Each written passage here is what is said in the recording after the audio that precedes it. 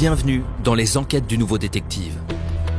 Le Nouveau Détective, premier magazine d'enquête sur les grands faits divers, et Engel présente Meurtre à la prison pour femmes, une enquête de Christophe Guérat. C'est connu, la prison se transforme souvent en un huis clos explosif. Surtout quand dans une cellule de 9 mètres carrés, l'administration fait tenir 2 lits, des toilettes, un coin cuisine et fait cohabiter des détenus violents. C'est le cas de Caroline Decloître.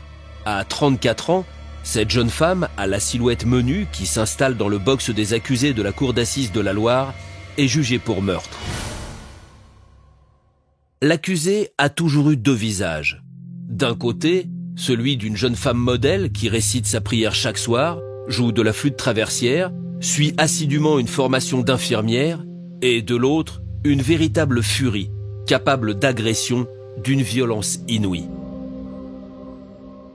En octobre 2014, Caroline allume un incendie sur le parking du palais de justice de Roanne. Un bon moyen d'attirer l'attention des juges. 5 ans plus tard, la pyromane récidive au même endroit.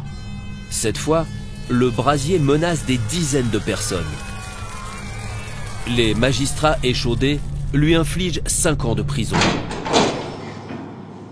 Mais derrière les barreaux de la prison pour femmes de la Talaudière, non loin de Saint-Étienne, Caroline Decloître conserve son double profil. Tantôt, s'effaçant derrière ses petites lunettes rectangulaires, elle suit avec application des cours de droit ou de langues étrangères. Tantôt, elle cherche des embrouilles avec les autres détenus, escalade les grillages et jette des pierres aux surveillantes. De son orthographe impeccable, elle écrit des lettres de menace à la direction. Son mètre 52 dissimule une agressivité féroce. Nul ne l'ignore ici. Malheur à qui partagera sa cellule. Fin 2019, c'est Pascal Boyon, 58 ans, qui s'y colle, et c'est Caroline qui brise la glace en premier. Salut, moi c'est Caroline. Je te souhaite pas la bienvenue. C'est pas comme si on avait eu le choix de partager ce placard. Donc tu vois là, c'est ton coin. Moi, c'est Pascal. Je sais qui tu es. On m'a un peu parlé de toi. Moi aussi, j'ai quelques infos à ton sujet. Paraît que toi et ta sœur jumelle, vous avez défoncé le crâne de votre père ? Et ouais, on a pris 20 piges. De toute façon, il était vieux. On a juste précipité un peu les choses, quoi. Ça t'inquiète ? Pas le moins du monde.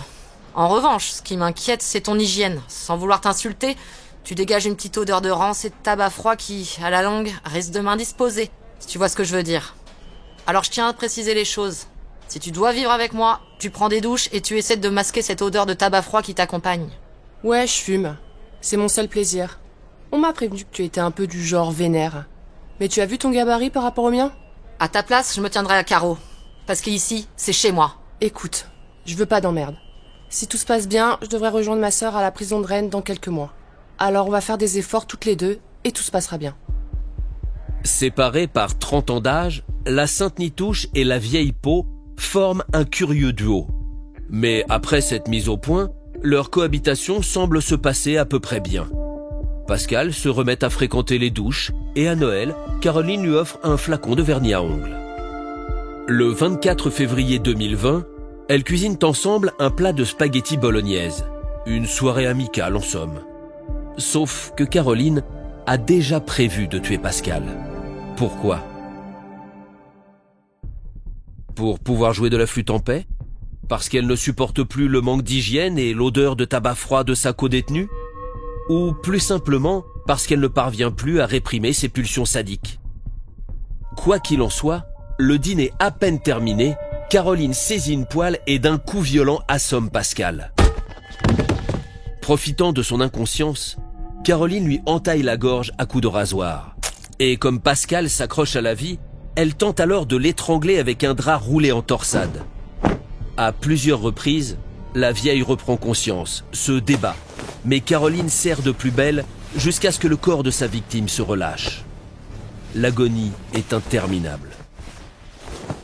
Enfin, à 23h, la meurtrière donne l'alerte, tentant de maquiller grossièrement la scène de crime en suicide. Gardienne ! Gardienne ! Venez vite ! Pascal s'est pendu ! Les surveillantes trouvent Pascal Boyon la langue pendante au pied du lit, morte. Caroline prétend n'avoir rien vu. Elle dormait quand l'autre s'est suicidé. Sauf que les hématomes, les blessures au rasoir, les traces de coups sur le cadavre racontent une toute autre histoire. Caroline est vite confondue et finit par avouer. À son procès, 3 ans plus tard, ses explications sur le crime restent floues. Dans un premier temps, Caroline prétend avoir tué Pascal Boyon parce que le ménage n'était pas bien fait. Puis elle s'est accrochée à une version plus humaine de l'affaire, selon laquelle elle aurait agi par compassion pour mettre fin aux souffrances d'une femme déprimée. Une version totalement contredite par la sœur de Pascal.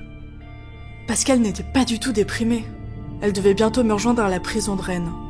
Sa plus grande hantise, c'était de mourir en prison. Et voilà, c'est arrivé. Et je n'ai même pas pu lui offrir l'enterrement qu'elle aurait voulu, avec des fleurs et des chansons. Caroline sent que son histoire d'euthanasie ne tient pas. Alors, elle sert un nouveau récit aux jurés. Bon, ok, très bien. C'est vrai, j'ai menti. Et je vais vous dire la vérité. J'ai entendu une voix dans ma tête qui m'a dit de la tuer. Sinon, il arriverait un malheur à ma famille. Mais dans la salle, personne n'y croit. Et l'avocat général, André Merle, l'interpelle d'un air dubitatif. Mais pourquoi ne pas avoir évoqué cette voix plus tôt? Mais parce que je voulais pas passer pour une folle. Cela aurait pourtant mieux valu pour elle. Si on l'avait déclarée irresponsable, comme ses avocats le réclamaient, Caroline de Cloître aurait échappé à une peine de 20 ans de prison, assortie de 8 ans de suivi socio-judiciaire. Est-ce que l'administration pénitentiaire prendra désormais la précaution de la laisser seule dans sa cellule? Rien n'est moins sûr. Pour ne rater aucun épisode, abonnez-vous à notre podcast sur votre plateforme d'écoute et retrouvez tous les mercredis nos enquêtes dans le magazine Le Nouveau Détective. Nos podcasts et nos enquêtes sont également disponibles sur lenouveaudétective.com.